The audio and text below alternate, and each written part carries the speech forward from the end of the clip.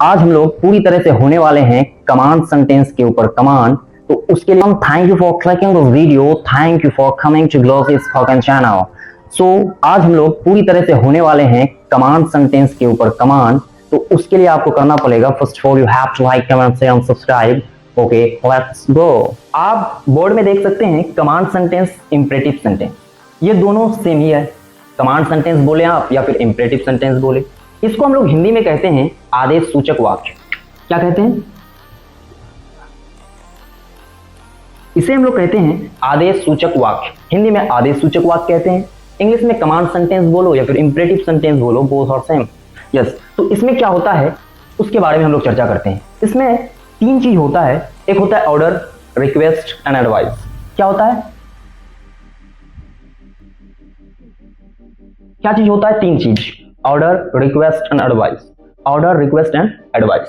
तो इसी के बारे में हम लोग पढ़ेंगे कि कमांड सेंटेंस जब अंग्रेजी हम लोग बोलते हैं शुरू में तो बहुत ज्यादा वर्ब का प्रयोग करते हैं। जैसे कि शुरू में जब हम लोग बोलते हैं कम, गो, इट, खाओ यार, चलो, दौड़ो, तो इस तरह का सेंटेंस जब बोलते हैं तो ये शुरुआत कहां से होता है? जब इसका प्रयोग सीखेंगे, इसके बारे में पूरी तरह से सीखेंगे, तब हमको समझ में आएगा कि नॉर्मली जो हम लोग बोलते हैं यहाँ आओ वहां जाओ, ये सेंटेंसेस आता कहां से है।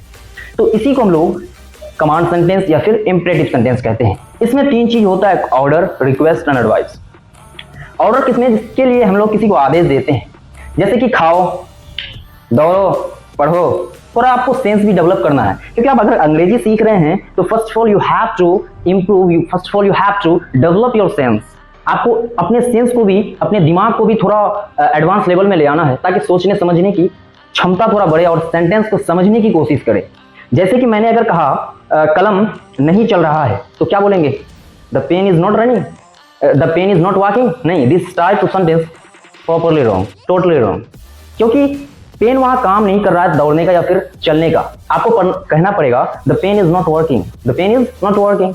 तो इस तरह से बोलना है। तो आपको सेंस भी, आपको दिमाग लगाना है, सेंस को आपको डेवलप करना है यार, ठीक है? तभी आप अंग्रेजी में थोड़ा सा करके इंप्रूव हो सकते हैं। तो आइए सीखते हैं order, request and advice. Order में क्या होता है? किसी को ट्रीट करते हैं, ऑर्डर देते हैं। यार छोटे को भी हमेशा ऑर्डर दी जाती है, वो अलग सी बात है कि बड़ों को भी ऑर्डर दी जाती है, वो अलग सी बात है। लेकिन आपको जो है बड़ों को ऑर्डर नहीं देना है, छोटे को ही ऑर्डर देना है। बड़े को हमेशा रिक्वेस्ट के हिसाब से ही बोलना है, ठीक है? तो देखते हैं ऑर्डर। जैसे कि come here, eat, sleep, run here, यहाँ दौड़ो यार, इंग्लिश बोलो, स्पीक इंग्लिश। तो ये हो गया ऑर्डर। रिक्वेस्ट किसे कहते हैं? किसी को पोलाइटली किसी को रिक्वेस्ट कर रहे हैं, जैसे कि please come here, please give me your pen, please give me your mobile, please come here, please don't talk here, इस तरह से। तो जब प्लीज या फिर काइंडली बोलेंगे, PLEAS, प्लीज या फिर काइंडली से हमेशा रिक्वेस्ट का बोध होता है।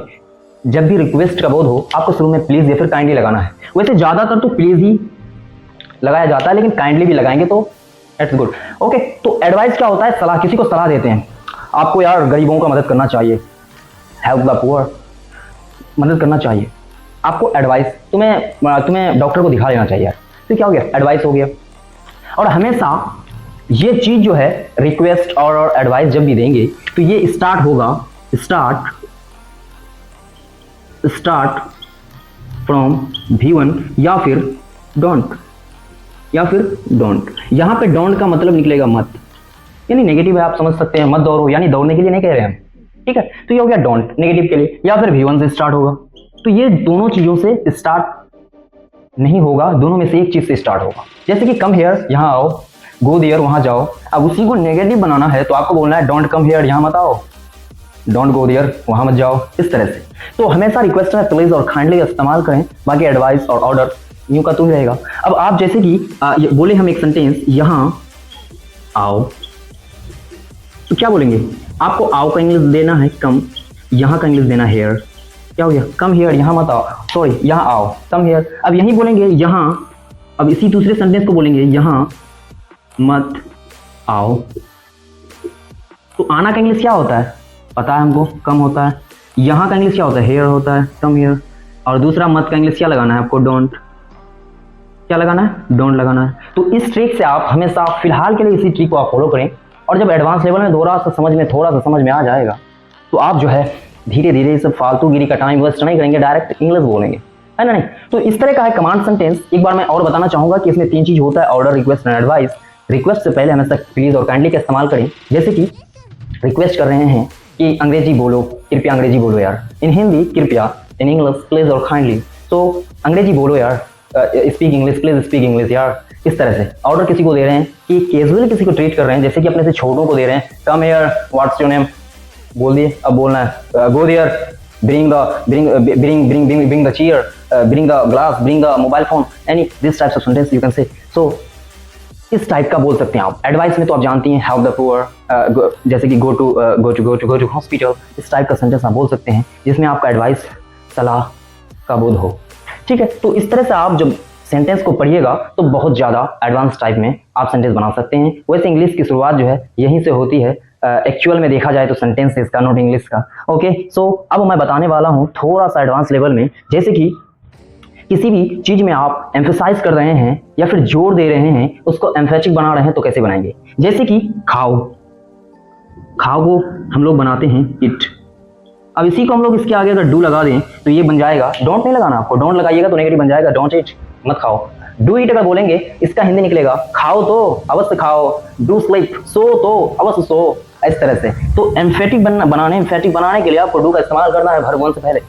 और इसमें हमेशा यू हिडन होता है, यू इज हिडन, यू हमेशा आपका हिडन होगा, छिपा हुआ होगा। अब आपके सामने जो रहेगा उसी को आप ऑर्डर कर सकते हैं, रिक्वेस्ट, एडवाइस कर सकते हैं ना, तो यू छिपा हुआ रहेगा, सेकंड पर्सन हमेशा छिपा हुआ रहेगा कमांड सेंटेंस या फिर इंपेरेटिव सेंटेंस में। जैसे कि गो देयर, अगर मैंने कहा आपको गो देयर तो आप मेरे सामने हैं तब ना मैं आपको कहा कि गो देयर, वहाँ जाओ, तो ये कमांड सेंटेंस में यू आपका हिडन होता है। इसका ख्याल जरूर रखें, आपको यू का इस्तेमाल नहीं करना। अगर जैसे कि गो देयर से पहले आपका यू का इस्तेमाल कर लिए, जैसे कि यू गो देयर, तुम वहाँ जाते हो का सेंस निकलेगा, नोट वहाँ जाओ का, नोट ऑर्डर का रिक्वेस्ट नहीं होगा, ऑर्डर की बात नहीं होगी वहाँ पे। तो इस तरह से आपको ध्यान रखना है। अगर इंडिकेट के लिए, जैसे कि कॉपी में अगर इंडिकेट करना है आपको, सूचक के द्वारा, सूचक की तरह आपको यूज करना है, तो आप इसका प्रयोग कर सकते हैं, यू यार, गो देयर। इस तरह से इंडिकेट करने के लिए यू का इस्तेमाल कर सकते हैं आप। By the way command sentence में हमेशा एक हिडन रहता है, यू हिडन रहता है। तो I think, I hope you have understood everybody. So next video I'll upload after 6 days. Okay, so thank you for watching this video. Thank you.